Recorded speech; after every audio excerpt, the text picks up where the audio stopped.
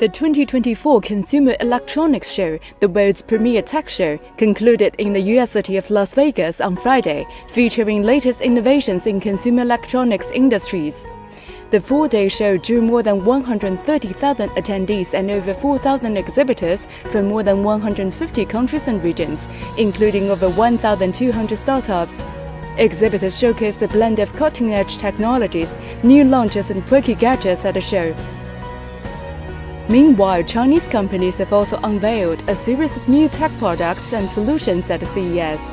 在全球消费电子类产业链上呢，特别是上游和中游都已经出现了越来越多实力较强的中国供应商。中国创新型消费科技企业呢，也更重视国际化运营、本地化布局、全球化合作。